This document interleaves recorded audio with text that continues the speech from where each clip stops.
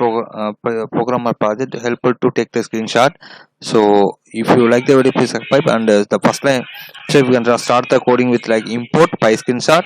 Then to capture, you can write the code called image equal to pyscreenshot.graph for grab the screen, full screen only. And if you want to display the captured screenshot, you can use the function called image.showup. Then you can save the screenshot in somewhere like image.save csc demo 2.png or anything. So simple thing. So I'm going to show the output now. Very simple thing. So you can do a number of things with the help of Python. So Python, the pyscreenshot is one of the familiar model for the purpose of taking screenshots only. Later, if you want, you can go for change coding for partial screenshot of the screen also. So it's going to display output. Wait for a few seconds. Yeah,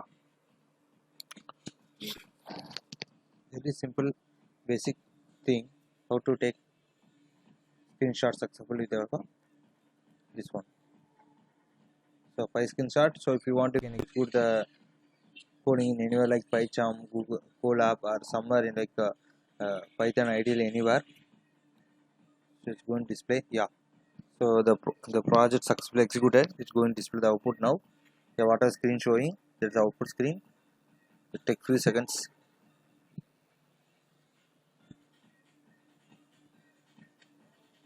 Yeah. Because of network, it takes some few seconds.